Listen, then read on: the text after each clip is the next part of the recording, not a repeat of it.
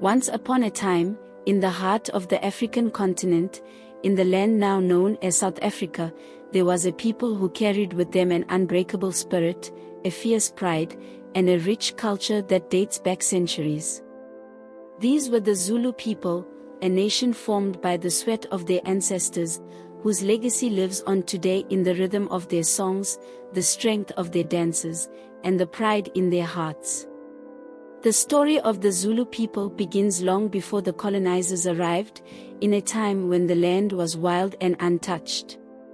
The Zulu were not always one people, they were divided into smaller clans, each with its own stories and customs, scattered across the green hills and valleys of what is now KwaZulu-Natal. But something deep within them called for unity, a desire to come together for survival, for strength, for something greater than the sum of their parts. And so, under the leadership of their visionary chief, King Shaka, the Zulu nation was born. King Shaka, a man whose name echoes like thunder across the mountains, was not just a leader, he was a force of nature. He reshaped the way his people fought, the way they thought, and the way they lived. With his brilliant military strategies, he turned what were once scattered clans into an unstoppable army. The famous Zulu buffalo horn formation, a tactic that saw soldiers in a crescent shape, trapping their enemies in a deadly pincer movement, became legendary. Shaka's warriors were fierce, but they were also bound by something more powerful than fear, love for their people, loyalty to the land, and a deep belief in their heritage.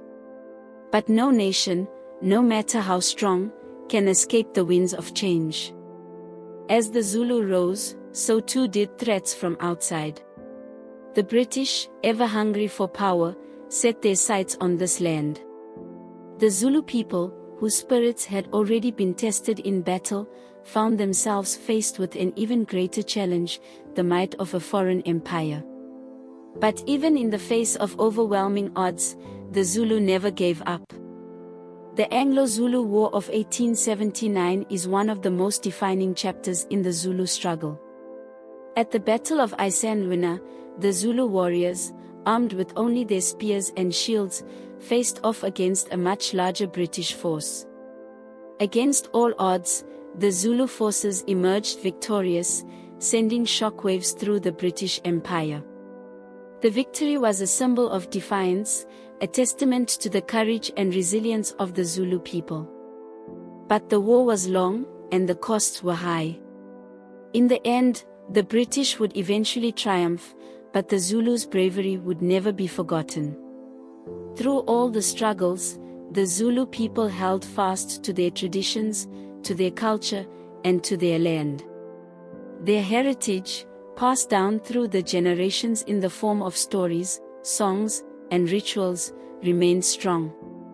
The rhythms of the drum still echoed through the villages, and the fire of the ancestors continued to burn bright.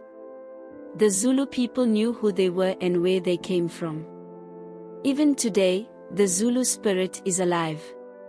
From the rolling hills of KwaZulu-Natal to the bustling streets of Durban, the people carry their culture with them. They sing and dance, they honor their ancestors, and they fight for their rights. Their history is not one of defeat but of resilience, and their victories, both big and small, are a testament to the strength of a people who have never let go of their identity. The Zulu people have faced many challenges, from colonization to apartheid to the struggles of the modern world. But they remain steadfast. They have not only survived but thrived, transforming their pain into power, their sorrow into song, and their struggle into strength. So, as you walk through the streets of KwaZulu-Natal or listen to the stories of the elders, know this: the Zulu people are not just a part of history, they are a living, breathing testament to the power of resilience, the richness of culture, and the unbreakable bond between a people and their land. And in their hearts, you will always hear the echo of their ancestors' words, "We are Zulu, and we are forever."